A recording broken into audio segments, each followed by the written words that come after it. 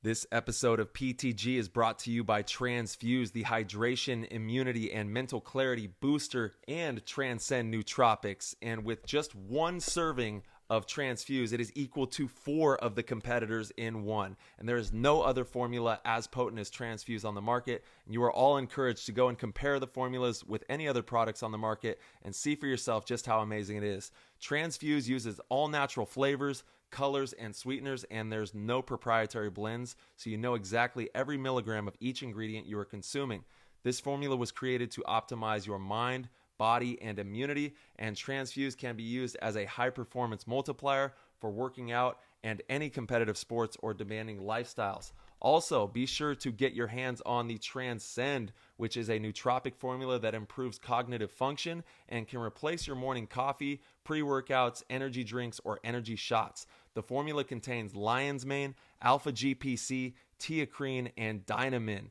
Transcend was created based off of research studies to help with cognitive control and mental function. So get your hands on some Transcend and some Transfuse today. Head on over to transfuseusa.com. Use code PLAYTHEGAME for 10% off and sign up for monthly delivery service for an additional 10% off to take advantage of 20% off these products altogether right now. Head on over there, support PTG. We appreciate you, and we'll see you in the show.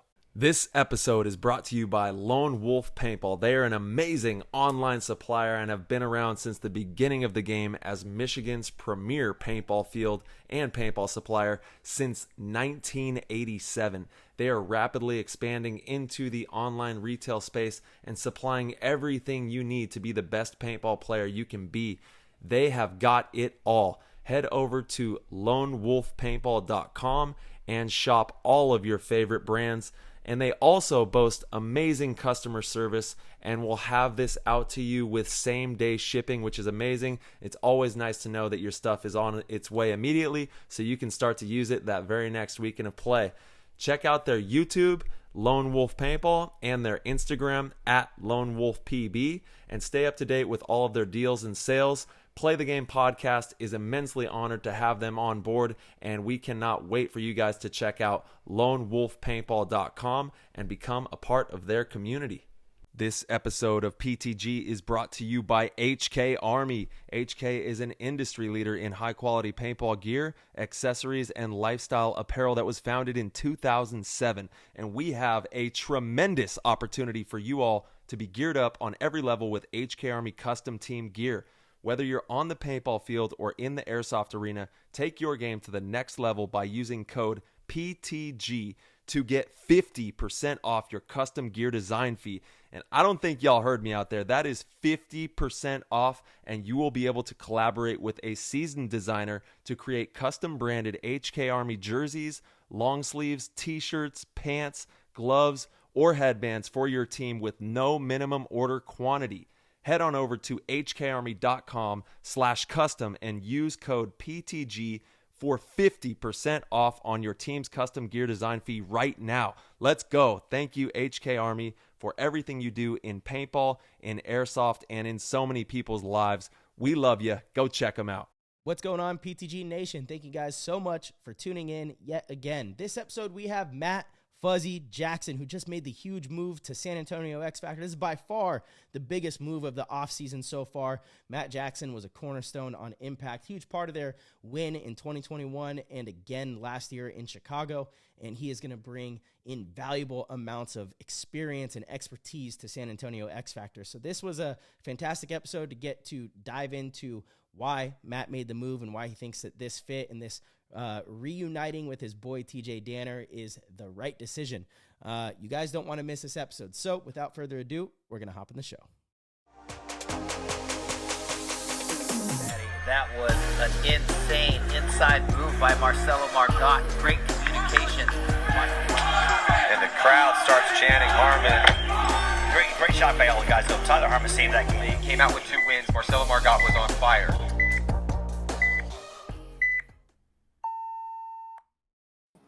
Let's bring him on in. Yo, what up, man? What up? We're live, brother. What's up, dude? How you guys doing?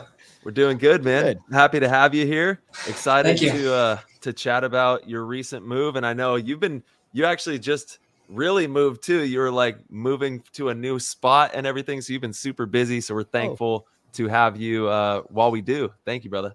Yeah, absolutely. Thank you guys. Yeah, it's been a wild week and a half, 2 weeks. My girl and I bought our first house. So Hey, congratulations. Crazy Let's situation go. right now. And then changing teams and everything. So yeah, this weekend was a blur. Yeah, it's been a good time. Where did you move to? Still in Houston. Just Okay. north Cool. side of Houston. Nice. Just from out of an apartment into a house, basically. But pretty much Awesome. same There we area. go.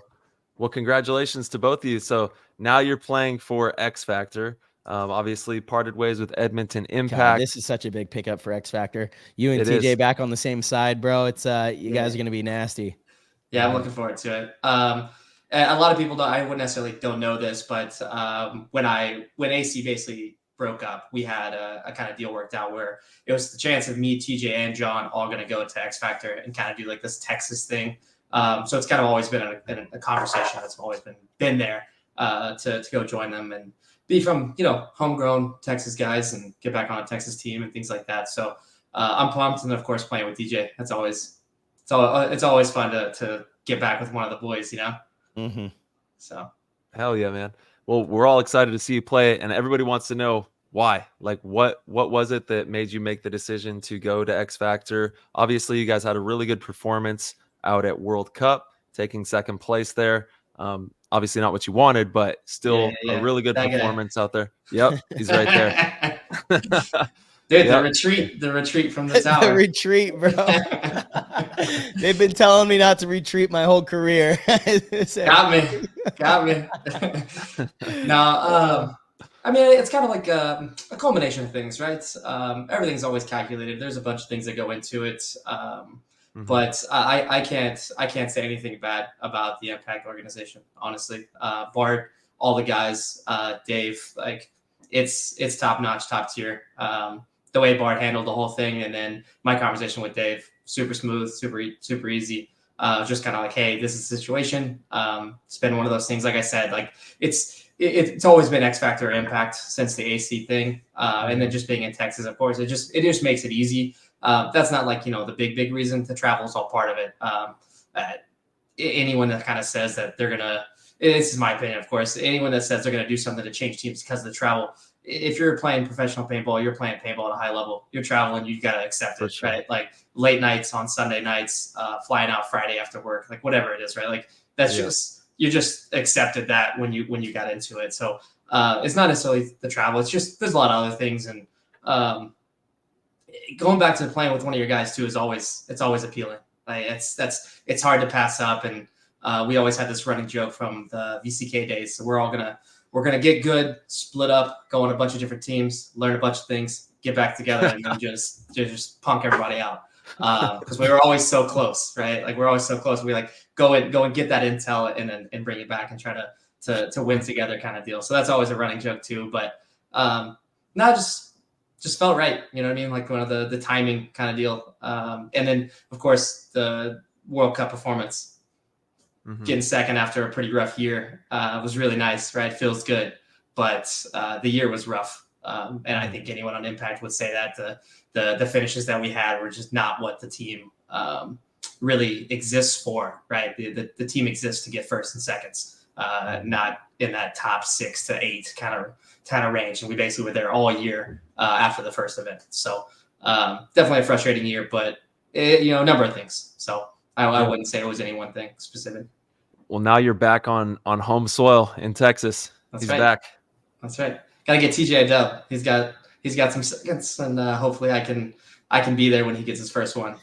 Be pumped for that. TJ has not won an event yet. That's crazy. Nope. He's like to me, I mean, he's one of the best players in the league. Yeah. Because that's crazy. Yeah, because I guess you got your first one in 2020, Orlando with Impact, right? That was my first event. 2021. Sorry, 2021. Yeah, 2021. My first event with Impact. We went and won the 2-1 match against Infamous. Yeah, that's right. Yeah, crazy. Like that would have been Ryan's first win too. So it's like literally me and Ryan Hall had to play each other in the finals our first year after AC. Oh wow, play each other. So it was like much love, but like I hope it's me. Yeah. Oh man, they dropped the ball so bad in that match too. I just like Dude, not taking anything away from you guys, but I forget all the details of it. But didn't they lose a 4-on-2? And then they lost a 2-on-1? Mouse and I basically got a no point out of a 4-on-2. Correct. Mm-hmm. Yeah, that's right. And that happened, and I was like, well, Infamous will not win a tournament from here. Like that was their chance. I'm like, and you dropped the ball there. I'm like, oh, that's not good. And again, not to take away from you guys. You guys obviously played incredibly well to pull that off. But it's like a 4-on-2, guys. Come on, like, you can't drop those. You can't drop those. Yeah, those are the points when they rewatch it. You go, ugh, right? Ugh. Like, in a 2-1 final match. Yeah, our World Cup, right? Those are 3-on-1. Me, Trevor, and new guy Tyler versus you. To be fair, it wasn't. Yeah. Ryan shot Trevor. Right. Out of the middle, so it was a 2-on-1. But it was like that was just such a crazy thing because the way that shifted, in my opinion, it was like both teams break out, and you're like, okay. Here's what all the high level teams say. If you have it, you go for it. Otherwise, you play for overtime. Right. And it was like, we got the first kill. We had an advantage. And I'm like pushing Arturo. I'm like, oh, let's go for it. We can win this. Yeah. And then all of a sudden it's like we lose Arturo. And then I see we lose Archie and then we lose Chris. And then so then it's like you guys now are going for it, And it was so weird how I felt that the match went like this. For all the listeners, if you get on YouTube, I'm like, pushing forward, it's like, oh, it's going in our direction. And then it's like, oh, wow, we just got pushed way back, and now it's going the other direction. It was like really interesting to see both teams recognize that, we could win this. You go for it. We went a little too fast. And then you guys went a little too fast. And I went too fast. Yeah. And then Tyler went too fast. Yeah. We appreciate you tuning into the PTG show. If you are looking to shop all of your favorite brands under one roof, then you have to head over to lonewolfpaintball.com for amazing deals, special events, and top-notch multimedia entertainment. As Michigan's oldest and most respected provider of paintball games and gear, shop lonewolfpaintball.com. And now more PTG. Yeah, 100%. And that's what's so crazy about it. Like, obviously, it's one of those things. Like, I've talked about it over the years. It's rough to watch you lose, right? Like no one enjoys watching those matches when you lose in finals, right? They're like they cut the deepest, right? Like I rewatched the finals match probably 2, 3, 4 times, something like that. And I was like, man, it's just the way the dice roll sometimes. Like one shot, one little move. Like if I catch you before you go back, I shoot you in your back. And like then it looks crazy. It's like, what's Marcelo doing? 100%. But because you go back and then I run, it's like, what's Fuzz doing? Right. Like it doesn't even make sense. It's just that quick of a transition. And that's like the professional league, right? Like that's the high level teams. People always ask, what's the difference, right? The windows are smaller and your reaction time has to be quicker. Right. So like if I react to I actually shot Arturo and then Tyler shot Archie. And then as I went forward, I got Ryan as he shot Trev. Yep. And if I do that a second or two earlier, I might catch you. Right. Mm-hmm. If you wait a second or two to go back, it changes. It's funny. I went to engage with you. Yeah. And I was like, nope, I'm going to get shot in the back on the Dorito side. I got to go this way and try to cross it up with Ryan. But then Ryan got shot. And so I'm like, okay, play over the top. And I mean, honestly, I don't know how I guessed to put paint right there on the left side of the tower. Cause it felt like from my perspective, I just came up over the top, put some balls there and you like came right into it. Yeah. So I actually, it's one of those things that's kind of a funny thing to think about. I was like, I don't remember because I knew you were in the tower before. You're right. Yeah. Like, I don't remember if one of the guys said you went back or not, but like it was, and we talked about this too. It's like, if I would have just actually paused after I got Ryan and just went and looked at the clock, I'd have been like, oh, I still have 25 seconds. Right. Then we can play the 2-on-1. Right. But I was like, in my head, it's like, you got to go faster because the Archie kill, the Chris kill, that Arturo kill. And then, like I said, I got Ryan and it was like, okay, like it's go time. Like there's not that much time left. And then literally as I get shot, I turn and look and I'm like, there's still 20 seconds. Plenty of time. Yeah. But, I mean, it was the same thing when I shot Tyler, I knew that was the last body. And so I started sprinting thinking like there was only 4 or 5 seconds left, And then I like end up looking and I'm like, there's an eternity, actually. There's still an eternity, And then Dave blew the buzzer and there's like 17 seconds left. And I'm like, damn, time gets crazy in the last 40 seconds of a match. You just have this insane time dilation. I will say, though, I don't think there was a chance of you shooting me in the back from where you were because, like, the route that I ran, right? Like, that was why I didn't go out. I was like, I can't go Yeah, out because I knew you were like postured that way, but who could have caught me is Trevor. For sure. And so that's where I was confused too when I rewatched it. I was like, well, what was Trevor looking at when you went back, kind of deal? Totally. I think I was in the pin. You can't see it on the replays, but like I remember, I think I wrapped the pin to get Ryan. That's the only reason I think I could have got you. Is it because I was a little bit wider than the move? But even then, right? Maybe I just see a clip of you. Then I'm like, oh, still I'm not, no changes everything, right? Yeah. Did Tyler think it was kill 5 or like what?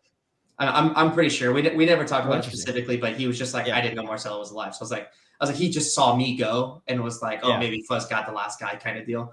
And he was same thing, right? He's thinking, gotta go fast, and just didn't see it. So it is crazy how like you're right. I get clipped going back, and it's like, what's Marcelo thinking? Ryan rips you. And then you hang the buzzer. You're probably the MVP. You had a great finals match, and it's like a lot of your dudes. It is crazy in paintball how like fickle it can be, just like these little tiny details that sometimes they go your way, sometimes they don't. It's like it's tough to win an event. Period. Like it's all it is. Like all these little things, right? Like you catch a bounce here and there. For sure. It's just ref doesn't see something, whatever it is, right? Like all kinds of little things go. It's wild, and the dominoes have to fall your way sometimes. Or other times you just beat people, right? You just beat people into the ground, and you're like, man, that was one of the easiest finals ever. And like the other team's going, dude, nothing was working. Like they just got us, right? It's how it is. You never know. That's much more rare though. Usually it's so funny. It's like, it's usually these 1-point games, or somehow the games just go to overtime. I don't know why, just no matter what, they go to overtime, and it's like like you said, one bounce, one little bit of a misstep can change the whole outcome, and you string a few of them together and you've lost a couple, or you string a few together and you're like this team that has all these records that season. It's literally, it could have easily went the other way. Like I look back at all of our wins over the last couple of years, and every one I'm like, we got lucky. I'm like, this was lucky. We should have lost this one. We shouldn't have come back against Revo. It's like kind of crazy, to see like how easily the whole story could be different. Right. I talk to people about that all the time. It's like, look, anyone that is convinced, or they have it in their brain that there's not like this luck element to it. I was like, I don't think you've been playing long enough. It's like, just sometimes you just get lucky. Like the worst beatdown we've ever had was on AC. We played Russians in finals, the event that they had the 9-second point against Impact. They came back, those 5-6 points. And time. I remember that was crazy. We played them in finals in Texas. Yeah, they beat us like 6-1, and we walked in after that match, and we were just like, nah, like there was no beating them. Like literally, bro. It's so funny because it was literally nothing worked. Yeah, it's funny because you guys were like a pretty young pro team at that time, but I remember same thing happened with me and Tyler on Aftermath in 2009 against the Russians, and it was we beat Philly Americans in like a grinder in the semifinals in overtime, and we're feeling good. Like we're playing some amazing paintball. We beat the Iron Men. That was when they were stacked. Like we're playing really well, and we get to the Russians in the finals, and we got our shit pushed in 7-1, and it was like nothing worked. Nothing worked. It's like, what? We got 7, and that's a team that can do that when they like really catch fire. They're so explosive and so dynamic. It's really you have to play them a certain way, because otherwise it's pretty wild. But I don't know many other teams that have ever done that. Art Chaos did it in a World Cup final against Damage, but that's like that's the Russian players. Same again, right? Yeah. I'm like, it's wild. Yeah. Wild. It was funny too. It's like we practiced against them all a lot when we were on AC. They would come into Texas and either Austin or Dallas, whatever. They just loved coming into Texas for whatever reason. And we had practiced them before a bunch of events. So we had a really good relationship. And then after the event, there was one of the games I was like on their side in the middle brick, and I literally head checked over top and just caught one straight in my forehead. And I like walked out. I was like, how did they even know I was there? So after the match, I was like, yo, Kirill, did you know I was there? And he's like, nope. He goes, I literally just wrapped and shot a ball. And I was like, cool. Like, cool. It just solidified it even more. I was like, no beating them guys on like, and that was crazy. Like they came back on the Impact match, right? So like they feel so like destined to win at that point, right? Oh, so, for like, sure. Nothing can stop them. So then they're just playing normal, but like out of their minds at the same time because they just feel it, right? And that was one of those things we joked with them, and we're like, yeah, you guys got that one. Like, not even mad about it. Like, I don't think I ever rewatched that finals. Like, it's just like, nope, not gonna do it. Like, I feel like you had a move that event. I don't remember what match it was, but you'll probably remember. And I feel like it was one of the first times in our league where it changed the thinking around if a team is deep in the snake against you and you're not wide on that side, instead of trying to get out wide, go up the middle. And you did it against, I want to say it was against the Russians, but it doesn't feel like it was in the finals. It feels like it was in the prelims. It was, we actually had it set up in practice where it was kind of like I'd almost call it like a rule. We're here, this guy gets here, you have to be here. Basically, this is the counter move. Because if their center body wants to come get you off the field, at least you're going to get a trade no matter what. Now you have the chance. You have the chance to shoot the snake guy the very first time he comes up, and then the guy comes and gets you. Like, you get 2 because of it, right?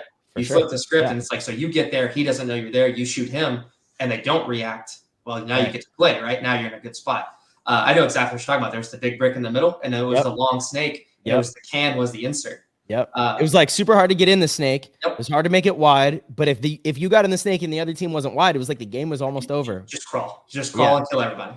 I remember exactly what you're talking about. But you like flipped the script there, and it was like, that's interesting. Usually teams try to get wide, try to counter, try to like go that route, but you went all the way up the center. And I remember I was like, you didn't really see it that much in the league at that time. I feel like now you see it a lot. Now that's kind of like a popular move is, if they're winning on a side, you go through the middle, and it's a little more common now. But I feel like I want to give you a little bit of credit there. I guess like you were one of the first people to do it that it worked, right? That it was like you got everything you wanted. You got the kill on the snake guy, shot someone else, won the point, and it was like thinking outside of the box. Like, that's not how you teach people to recover from losing a side ultimately. Totally. And honestly, I'll give credit to it was probably Ryan Hall in practice. He's one of those guys that he always played the center for us a lot. It was probably one of those things where we had the situation happen at practice, and we're like, we can't match him. So like, what are we gonna do? Like, you can't be in this spot if the guy's alive. He's just gonna shoot. Like, there's no hiding from him, kind of deal. And I feel like I remember Ryan being like, well, what if we just ran at him, kind of deal. And it was one of those situations. And then, like I said, we had it happen so many times at practice. It was like, guys, someone gets in the snake, we're not in the snake.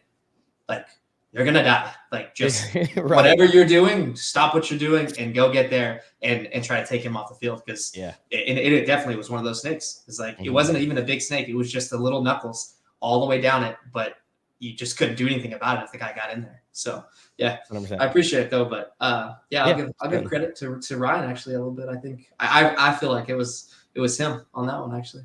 Nice. Yeah. He's a smart guy. Smart center guy. He's come a long way with our time there, and I'm happy to see him playing all the time with Infamous. It's like one of the happiest things is any of our guys go somewhere. I'm always pumped just to see them play. It sucks sometimes. Like Devin was on Heat with you guys for a long time, never really got to spin because you guys have a bunch of guys, right? So he's like fighting for those spins all the time, and him just going somewhere to play is always just a cool thing because just like more VCK guys, right? Like the stem of all of us are kind of everywhere. You guys have like that same kind of thing as Aftermath. Like me, Mouse, Dalton, Tyler, 100%. It's like, if I'm not going to win, I hope you win, bro. It's like, for sure. It's one of the guys, right? Like, it's just 100%. Like one of your guys are somewhere. You're like, I may not like the team, but that's my guy. So, I'll root for him. Yeah. Right. Speaking of NRG, I don't know if you probably haven't heard the news. We just broke this recently, and it is not for sure. So keep that in mind. It's just a rumor. Rumor mill. Rumor mill. We got the rumor mill. The wheel's spinning. But NRG is merging with the Brooklyn Bears, and Blast Camp possibly, maybe, has got the NRG spot. Yeah. Gotcha. I thought I heard something with the NRG Blast Camp thing, but I didn't know about the Bears. That's an interesting kind of mix. So we're going to see. I'm sure that one of these platforms out here is going to be sounding the horn if there is some factuality to it. But that could be something that's happening. We could see Blast Camp make their way into the pro circuit for this upcoming season, and then possibly NRG merging with the Bears. So we'll be curious to see how that plays out. Interesting. Oh, so the actual NRG guys are going to be with the Bears on their spot, and then Blast Camp and Energy Spot. Yeah. I got you. Yeah, it's a good switch. Blast Camp guys in semi-pro this year, 5 seconds is oof. Oh, well, dude, guess what? They're going to be, if this is correct, they're going to be right back into the battles with GB Fit. They're going to be a lot more battles than that, bro. Yeah. Oh, yeah. Yeah. But I mean, yeah. Just imagine those pro matches, if that is true, if Blast Camp is making their way up, to see them battle it out again, in the pros would be cool. I just can't imagine spending that much money to buy a pro spot. I don't know. Like, for a year, you're leasing it basically. Right. No offense, but like, how do you not get relegated if you're not even the top semi-pro team to come up? That's tough. Well, and I think Blast Camp, they're an amazing organization, but unless they pick up an experienced player, like, there's a gap between divisions, no matter, people don't want to admit it, but there's a gap. There's a big gap between D2 and semi-pro, and there's a big gap between semi-pro and pro. And even like the bottom tier teams in pro that have spent a whole year or 2 years getting beat up by pro teams, they have the advantage, I think, on both Fit and Blast Camp, even though Fit won all 5 events. I'm excited to see them play. I really am. I'm excited to watch them and see if their style can translate to the pro division. But man, I think it's going to be very hard. I think it's going to be very hard. And this is, I'll give Fit. We used to practice at your field for a long, long time. I love all those guys, and completely congrats to them on winning the pro spot. Absolutely. But I kind of laugh when I see these stats. Like, they're the only team, they have the best semi-pro record or season that's ever existed, right? But they don't. Well, they're the only pro team that's ever gotten relegated to go back to semi-pro. Oh, interesting. Right? Yeah, so in a sense, it's like, well, it's kind of a little bit different situation, right? It's not like they went D2 and then won every semi-pro event and made it pro. They played pro. And they played pro. So they actually kind of went down. And it's not to take any credit from them. Winning in 5 events is ridiculous, right? Like, it is. In our best year of VCK, we won 2 or 3. And you're talking about like how much luck is in it too, as well. Sometimes that's what makes it remarkable. It's like, even if you are the better team, like on the 4th event, you didn't get like some crazy penalty that screwed you, along the way. Like you just were that dominant. It's pretty wild.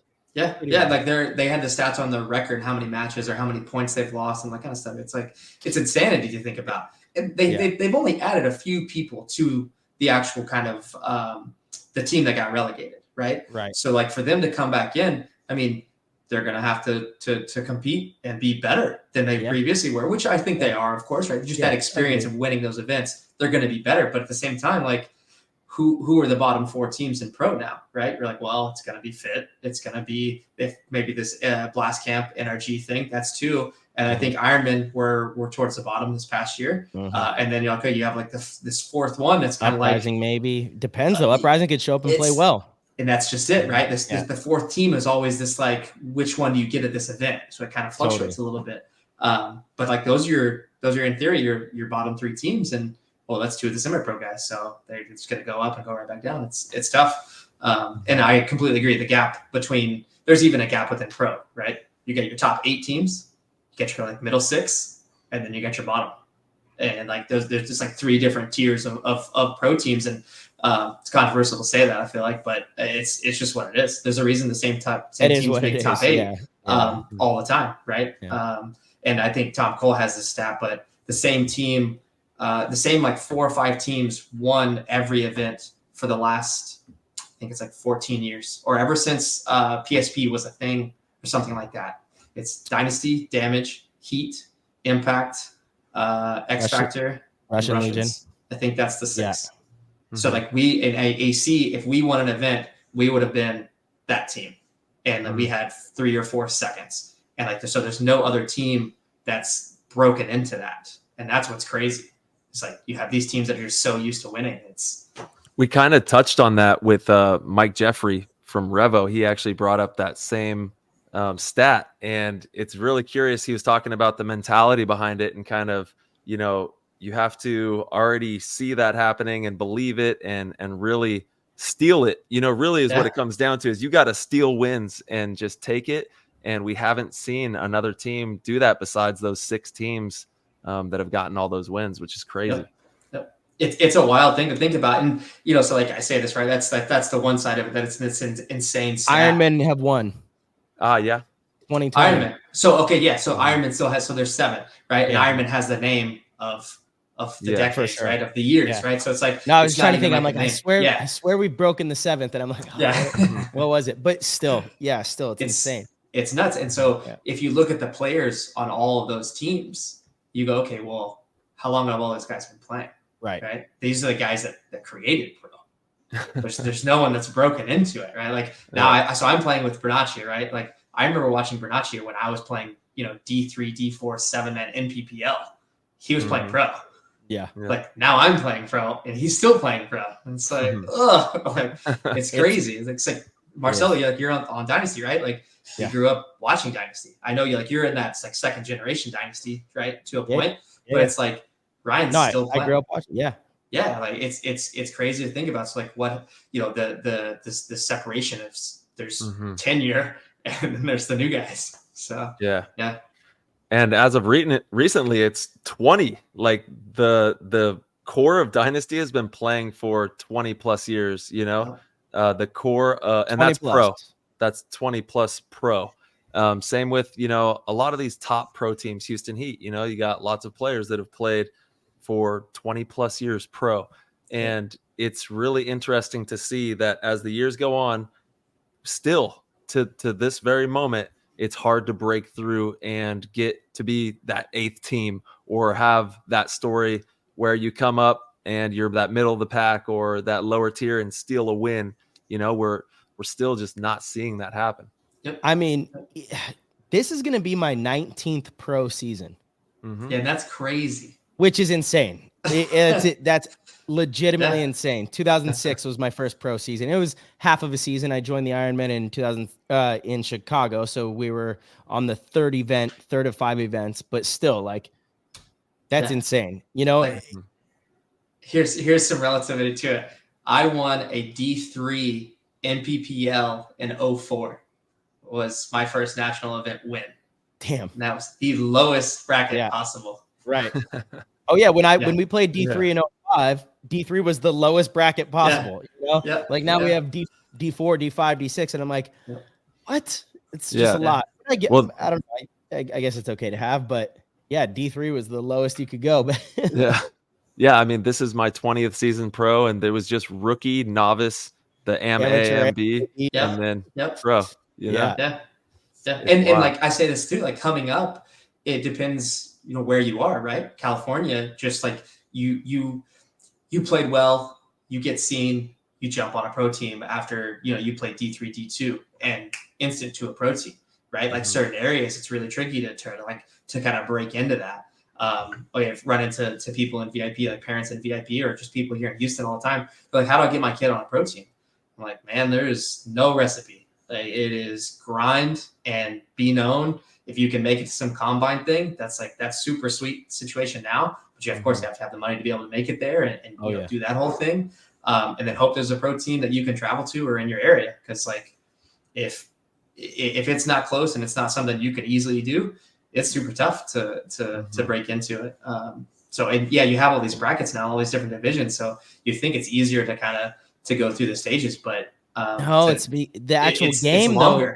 Yeah, it's harder because the game is, instead of 2 25-minute halves, right, where you carry a roster of 15 people. I wouldn't have turned pro when I was 15 if the roster wasn't 15 people. If they were only taking, 10 and playing 8, there's no way that I would have been good enough at the time to earn a pro spot. Right. But because games were super long and there was so much paintball being played, we had big rosters. So there was a surplus, so that's why teams could take the chance on you. It would be super cool. We were talking about this with Mike Jeffrey. It'd be awesome if there should be like a red shirt idea, where Damien on our team got absolutely hosed last year. Played with us, but he probably played 3 points not this year, last year, 2022. Probably played like 3 or 4 points the whole season, but he has 9,600 points. He has the same amount of points as me. So he can't go play WCPPL. He can't play anything other than NXL semi-pro. PTG fam, we are so grateful that you are here, and we are excited to share a 10% discount with you on Transfuse products. Head on over to transfuseusa.com. Use code PLAYTHEGAME to enjoy the benefits of an immunity boost, rapid hydration, and mental clarity at transfuseusa.com, and sign up for monthly delivery service to get an extra 10% off, taking that total to 20% off. Now let's get back to the show. That should not be a thing. You should be able to redshirt players. And it's like, okay, if this player plays less than 10 total points in the season, they don't get points. Or if it per event. If this player plays less than 5 points in the whole event, they don't get points for the event.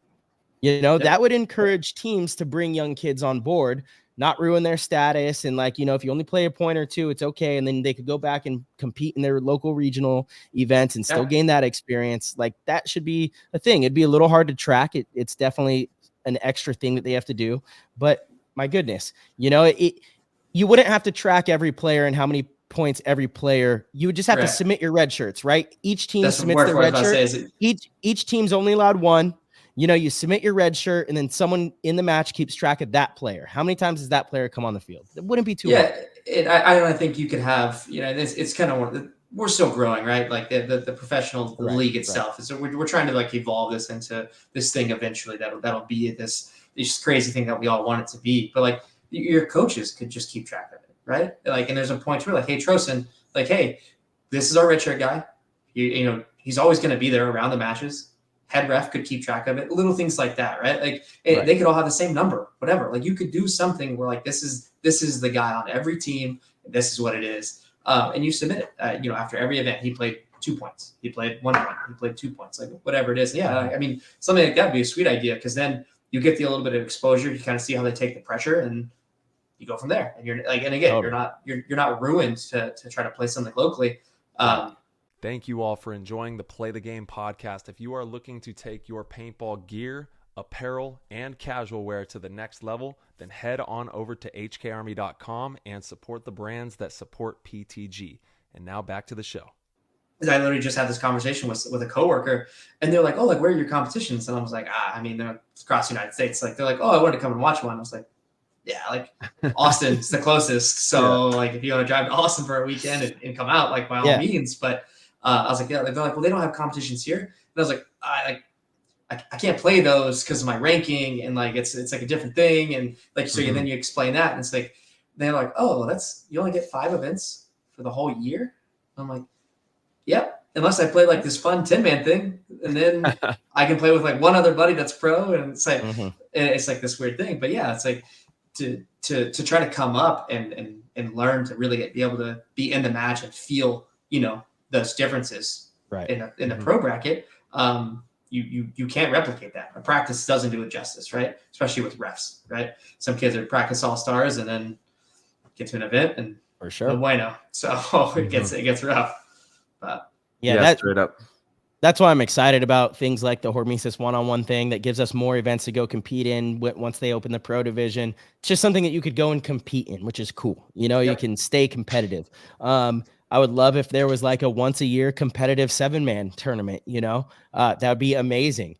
Like let's bring back the car washes and the 7-man fields and a little bit bigger. And it's once a year, but it's competitive. It's not a joke. It's not like, 10-man with your buddies where you're drinking. It's like professional 7-man invitational. Go Sports is there. The whole thing, like that kind of stuff I think would be incredible. Give us a chance to compete more. And I just, it's something that I would really like to see, but we talked about the exhibition thing at World Cup, right? Yeah. We joked about it. If you didn't do it on the layout for the event itself, why wouldn't you just jumble the rosters? It's an exhibition, right? It's supposed to be fun.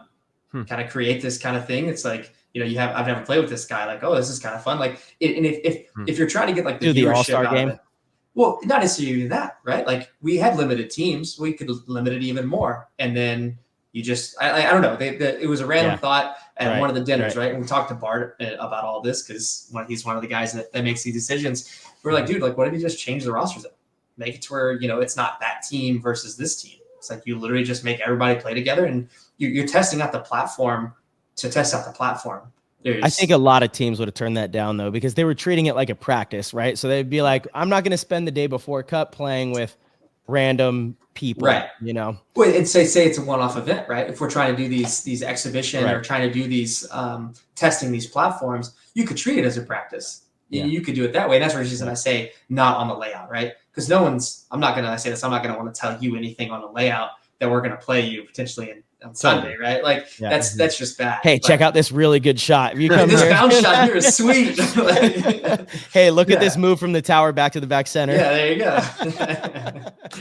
But yeah, like something like that, like 7-man events, that would be sweet. Literally just anything, anything to play more and just have more visibility on it. I think, and also the thinking that's like me, John, and TJ used to joke about this all the time is it's a practice for the refs. It's a practice for Go Sports too, right? Hey, can we film it from behind and try to actually get people to be able to see what people are shooting at, right? That's like anytime someone watches, you can't see what's stopping someone from moving because they can't see the paint, right? Like they can't see the lane going in front of a bunker to stop the guy from moving. So people watching that just aren't aware, like, well, why isn't this guy doing anything? He's just hiding. Like, what's going on, right? So Go Sports, you could practice different camera angles. You could do this things, and then refs could practice too, right? Refs only get 5 events a year.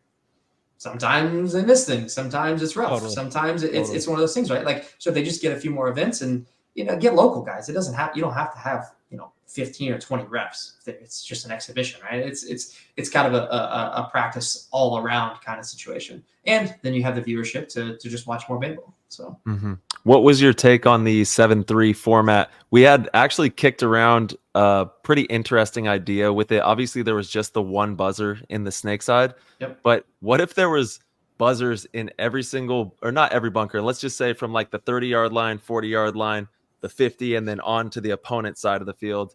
And thank you all from the bottom of our hearts for the tremendous support with the PTG show. If you are enjoying these episodes and want to help with the progress and development of this program and connect with like-minded, hungry paintball players, then head on over to ptgpodcast.com, click the orange Patreon link, and become a member of the PTG World Discord chat room.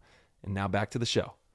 Every buzzer that you hit as you progressed up got you more points, because we were talking about how the points thing was kind of cool, seeing bigger scores on the board rather than seeing like a 2-3 or a, whatever the scores are that we see these days, seeing like a 27-35 or a 40 to, and the only way you would be able to do that is if there was buzzers in every single bunker and you got like a point for being at the 30-yard line. And then once you get to the 50, it's 2 points. If you get to their side, it's 3 points.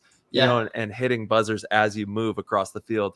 But I thought it was obviously a new idea, a fun idea. It was cool to experiment. What was your take on it?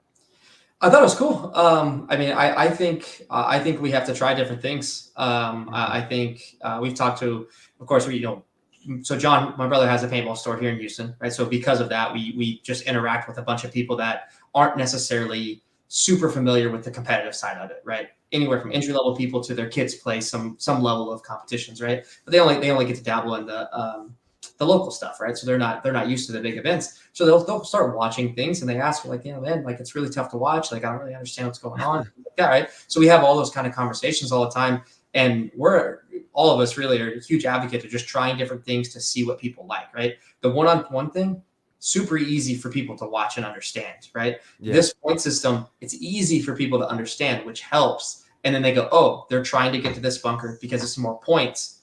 And then what?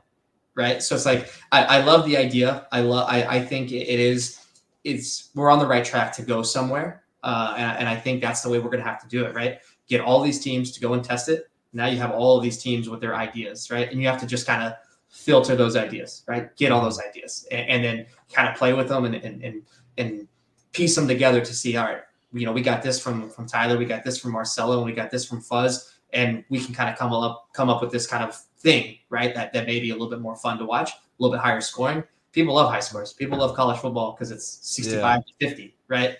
NFL games where 9-6 are boring. Like no one wants to watch that. So I thought it was a cool idea. I enjoyed it. We were kind of hesitant on the whole thing because it was going to be, the full day before the event. And you're kind of like, oh, this is kind of a drag. Like we just want to go practice for a few hours and, shoot our shots and do the thing that that we're all used to. But I thought it was really fun. We did pretty well. We lost, top 4 or whatever it was, but we recreated that feel for Sunday in this exhibition thing that wasn't super serious, right? Still had money on the line, which was cool. Which I actually didn't even know that. I didn't know that they actually paid out for it, which was funny to find out after the fact. But I literally thought it was just this like practice thing, and there, you know, the winner gets just like a thumbs up or whatever. But yeah, pretty funny to find out after. But yeah, no, I think doing all kinds of different things. The one-on-one that we did during 2020, the COVID Ultimate Shootout. Shootout, the 3 buzzers with the smoke that came up, people loved it. I still have people that randomly come up to me like, dude, I love the one-on-one thing that you did. Like, it was so cool to watch. And they did cameras behind so you could actually see people fighting. And I was like, that I think is part of the paintball visual experience that you need. You need to be able to see, like, this guy came out, almost got shot, but that ball hit the bunker and sprayed on him, and he went in and then popped top and shot the other guy, right? Like, those are super cool. Like, so how can you recreate this more, right? Like, ultimately, you need more cameras and just better angles, right? The camera should almost be moved depending on the layout that we're playing on. That's something that I think is part of it, right? There's NFL, they have goal line cameras. You know, you got to now because that's what everyone's used to, right? So there's all kinds of little things like that. I'm a huge advocate. I think we have to do attack and defend. I think it's easier for people to understand. You have attack roster, you have a defense roster. You can have, you know, players that go both ways, and now they're a utility player that can attack and defend, right? Sometimes people are just faster, quicker. They're better attackers. Some people are better defensively, right? So now you have this roster element that we don't really have as of right now in our current format. But then also you go, well, Marcelo's attacking, Tyler's defending. If Tyler holds out for 2 minutes, they win. The time runs down. You're like, oh, there's 2 seconds. There's 20 seconds left. It's a one-on-one. He holds out. Oh, the defender's won. Easy. Everyone can understand it, right? I'm convinced that something like that could be the way to try to watch it, and could be the way to for viewers to do it. But I you know, everyone has their opinion and kind of mixed opinions on it too, because it's like, well, it's not really, you know, it's not really paintball anymore. And I'm like, right, but paintball is tough to watch as it is. So it's like, I think something different is the answer. And what it is, I don't know, but I think we have to try some stuff to get more people. So yeah, it's good that we're all having conversations about it, and I really love the drone footage that they've been doing. Yep. That's been some of my favorite stuff, because like you said, it just gets you right in the action. You're looking down lanes, seeing, like you said, the paintballs flying at each other, sending shots. It's a really, really good angle. So I know WC is doing it, NXL is doing it, and it looks really good for the webcast. Those drones flying around everywhere. Yeah, one of my like family friends basically was watching the World Cup event, and they're like, man, like this new overhead shot is so much cooler because I know where people went. And then when they change the camera, I'm like, oh, that's that dude that ran far. And I'm like, yeah, like, because they have perspective, right? They have like this relative scale of like, oh, this guy actually ran past 3 bunkers to get there. While it's like when you get the camera from the side, you just see the little guy run, and you're like, oh, okay, like, that's cool. But yeah, no, I think it's sweet. Like, again, like, it's just like a small little change that, you know, it's if it's cool for us, I think it's cool for other people too that just don't know really what it is, right? Yeah, the NXL show has been really, really top notch. They had a lot of developments at World Cup, a lot of the over the field view. They had the showing shots, where shots are going, and lanes and all that kind of good stuff. So I know that, you know, they are hungry to create a great show for everybody to watch, and I'm sure the developments are not going to stop as we go into 2024. They're hungry to put on a good show for everybody. Absolutely. Matt, I want to talk to you just a little bit about, you know, I want to jump back into kind of Impact and X Factor a little bit, and ask you why you think Impact underperformed this year. You know, kind of in your words, being in that 6 to 8 range. You guys obviously have a roster that's insanely capable, good coaching staff, all the opportunity for practice. Like, what do you think was causing the team to fall short at events? Yeah, honestly, I think the big thing was, and I think a lot of people would agree with you on saying this. They may not say it out loud, but I always speak my mind, and I'm not scared of the repercussions. So I think there's people who are just selfish at times, you know, not being teammates. And sometimes, and that can sometimes, that doesn't necessarily have to be a bad thing, right? Like sometimes it is your ball, right? Sometimes it's your chance on the field to do something, and maybe it doesn't work out. But I think sometimes you have players that are on the field and they think it is their ball when it's actually not, right? And you can misunderstand that, and you could read it incorrectly, and that, you know, mistakes happen. That's completely okay. But I think that was the most consistent thing throughout the whole year. is when a guy should hold, he wouldn't hold, right? Then, a guy fills through the gap, shoots 2-3 dudes, and there's like, yo, dude, you're in the spot to hold the gap. Like, what were you doing? And they're like, oh, I thought I could do this, right? And it's like, well, no, like you're the only guy that could stop it. You got to stop it, right? I think that was like the consistent thing through the years. Discipline. Just discipline and just like a lack of thinking like, all right, let me just do the job instead of trying to do more, right? There's a good clip of the Bill Belichick and the Patriots when they were crushing everybody. So just do your job. If everyone just does their job, you're just going to win, right? And I think that was like that's the easiest way for me to say that. I think that was the thing, is like just sometimes you got to do the job. Sometimes it is on you to make the play. But that's, to me, it's, everyone wants to be the superstar. And sometimes it's just not your job to be that guy, right? It's not your play. It's not your time to be that guy. And I really think that's what it was for the majority of the year. Yeah, it's all about cohesion out there. Got to make sure everybody's firing at the right times. And we have another question from the Discord from Breeth, and he's wondering, what are you most looking forward to with your move to X Factor? And obviously, you're looking forward to playing alongside TJ, but who else are you most excited to play alongside?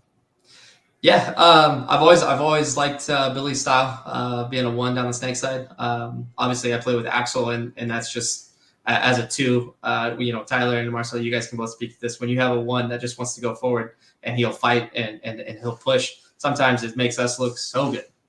So that's always a really fun thing to play around. So I'm super looking forward to playing with Billy.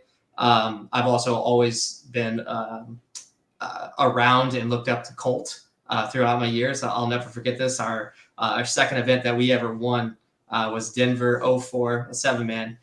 We were in D3 finals. A team from San Antonio was in D2, and then Colt was playing in like D1 finals. I can't remember who exactly he was playing with.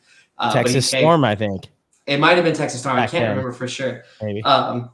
But he came up to us and we were playing LTZ. I don't know if you guys remember the name. And they all had like purple hair.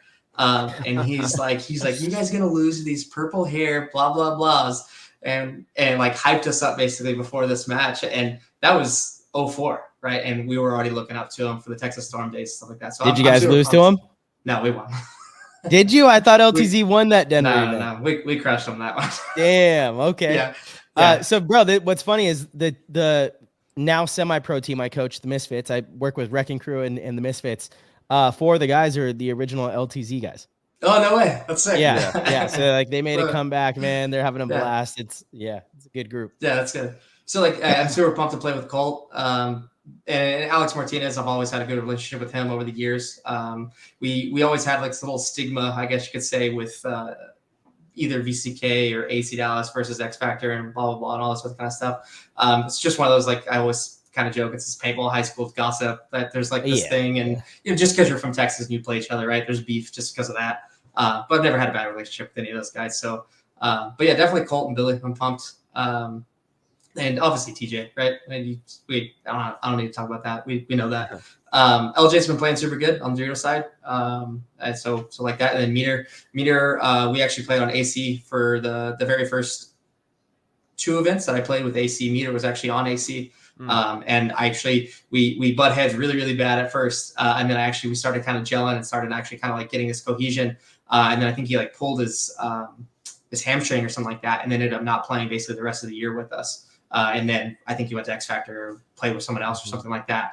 But so I'm looking forward to get back to that because, I had to play against him in that ultimate shootout one-on-one thing. So super good player. And I think the team as a whole has really good guys on the team, really good players. I think they just need to, I think there's some pieces that we're kind of missing. And I'm hoping that I can kind of help and fill that role. So that was actually the next part of the question that I wanted to ask you was what you think went so wrong with X Factor at World Cup. Yeah, I didn't watch all their matches. Of course, we keep up with it, right? You keep up with the Diesel situation because that was that bracket of them going 2-2, who beats who, and then head-to-heads, and all that kind of stuff. So we were super aware of kind of the situation of who was going to make it, who wasn't going to make it. But I think it was just struggle on the field play. Now, it's tough to ever say, coaching decisions because you just don't know. You don't really know what the plays are called and things like that, right? But to me, it just felt like people dying at really bad times. That's it. That it's tough to say anything beyond that just because you don't know from the outside looking in. But that's what it felt like when there was a 2-on-2. Someone kind of is similar to kind of what I was talking about with the Impact situation. It's a 2-on-2. Someone thinks they got the ball and it's not that guy, right? It should have been the other guy. So just like I think a little miscues and things like that at Cup, and they had a really good year, honestly. For sure. I think they were basically top 5, top 6 every event, and then of course Cup, and it being double points just jumps them down in the overall seeding, which I think is always kind of funny with how it works now. It's like we obviously did pretty bad the whole year. Impact did really bad the whole year, but because we got second at Cup, we ended up 4th overall, which is kind of like this weird kind of thing with the ranking and the overall season standings. But yeah, I just think the little miscues, little hiccups, I guess you could say, on the field in the worst times. So. No, I think you're right, man. And we got one more, probably my last question from the Dorfster. Shout out to the Dorfster. I'm curious as to what Matt anticipates being the biggest challenge for him and his new team to overcome in order to get the gold and win tournaments. Yeah, so Impact's basically the first team that I've ever kind of went to that I wasn't really kind of a vital piece of the decision-making crew, I guess you could say, right? So I just had to kind of be a piece or a cogwheel in the puzzle. So really just kind of feeling out what's needed from me, what role am I going to fill when I go onto the team, right? Find my place, not try to overstep, deal with different personalities. That's always kind of a thing when you join a new team. Some people don't like the competition. Some people love the competition. So it's just kind of like this limbo act, I guess you could say, of trying to fill out people and their personalities and how they mesh with mine. So I think that's probably going to be like the biggest struggle. The paintball stuff on most of the high teams, the paintball stuff kind of comes pretty easy once you get on the field. There's if you're in this position, this is your job, right? If you're not doing that, then you're not doing the job correctly. At least that's how I try to play and break it down and make it as easy as possible. But I think the off-field stuff is where it gets kind of tricky, because then if someone doesn't really like you off the field, then sometimes they have these kind of like this disconnect on the field because of a preconceived notion, or they think he's going to go do this when you're actually it's just like a misunderstanding just because and it's hard to really kind of pinpoint that. But I think going in and just kind of going in with the team and really kind of connecting with the guys and having that relationship that's not been there, right? Like, so I'm the new guy now, and I have to kind of rekindle and make all these relationships and then extend that to the field. I think that'll be the biggest challenge. Mm-hmm. Yeah, and just have fun with the process. It's like it's a fun new experience that you're about to start with a new organization, and off the field, on the field, creating that cohesion, and that's really where the magic happens. Yeah, absolutely. Well, awesome, brother. Matt, thank you for joining us. It's already a little bit of a spicy off season. I'm excited to see if there's any other big moves. We shall see. We're still pretty early. Last year, I feel like a lot of stuff didn't shake out until about January, which was wild. Yeah. Yeah. I was super pumped to get this done early and get it out of the way. Just want to have Thanksgiving, Christmas, new house, all this kind of stuff. Just get out of the way, and then like with X Factor already has a practice schedule that they're trying to do in 2 weeks with some of the guys, and then a mandatory in January. So it's like, all right, cool. Like let's get it going and get some planning as soon as we can. So I'm pumped, and I really appreciate you guys. If you guys ever, let's say this, if you guys can't find somebody and you want somebody on, hey, reach out. Awesome, I will very rarely ever say no. Obviously, Tyler, you reached out last week, and I was like, bro, I'm moving. I ain't got a computer. I ain't got nothing. So definitely just let me know, and if I can, I'll absolutely jump on. So, dude, we appreciate you. Brother, yeah. And then where can everybody follow you on Instagram, or if you have any projects, drop that for the community. Yeah. My social media is not super active. Actually, I meant to talk to you about this. You got to fix your IG. It still says Edmonton Impact on it right now. See, exactly. Right? So I got to change it. Yeah. I thought Tyler was going to say something crazy like, you were hacked, bro. You're sending me nudes. That's John. But he's like, you just got to get Edmonton Impact out of there. No, Yeah, why does it yeah. say Edmonton Impact 2021? You never even updated the year? Dude, no, I don't do social media ever. I'm Well, so get in bad. there. bro. But Get in there. it's at Fuzzy Jackson. It's super easy. But 100%, if you're a player and you ever have a question, you want to reach out, Facebook or Instagram. It may take me forever to reply, but I 100% will do my best to reply. If you ever see me at an event and you got something, don't be scared. Come talk to me. I'm a huge advocate of the fans and you guys that look up to any of us pro players. You guys make it way better, and it makes us feel way more official when some fan walks up and they're like, "Yo, Fuzz, I loved you at this move, at this event, whatever it is," or like whatever question you have. I Like, love that don't be move up the scared. middle. Yeah, I love that like, move up the middle to shoot the snake guy. Anything. Don't be scared to say something. 100%. I might have a resting bee face on, but come and say what's up. I promise I'll talk. So. Dude, Awesome, brother. you are the man, and we can't wait to see you running around with X Factor. I'm sure we'll see some content of all y'all running around having fun out there at X Factor Paintball Park, and we're actually going to be in the area pretty soon here for the BKI Combine. So we'll be out in Texas, I think. First weekend in February, Pro Bowl. So coming up. February like 4th, 5th, whatever that weekend is. What field are you guys doing? Do you know? I think it's at X Factor. Yeah. Oh, okay. It's San Antonio. Okay, yeah. Okay, I got you. Yeah. Yep. So we'll see you soon out there. Yeah, absolutely. I appreciate you guys. All right, brother, and happy holidays to you and the loved ones. You be safe out there. Absolutely. Happy holidays to you guys too. Awesome, brother. Later, bro. Peace. Later, boys. All right, everybody. Thank you guys so much for rocking with us. If you guys enjoyed the episode, please head over to ptgpaintball.com. Click the orange Patreon link in the upper corner and sign up, become a member, and get access to the Discord. The Discord is the place you don't want to miss. It's your opportunity to ask our guests any question that you want. Might not read them if they're too bad of questions, but usually we try to get everybody's questions answered live on the show. You get your name read, you get the whole thing, and you get access to an amazing community. We know you'll love it. I promise you'll love it. You get 7 days free too, so just go do the free trial. And if you don't like it, you can cancel. But I really think you're going to like it. So it's a great way to support the show. And as always, we will see you very soon.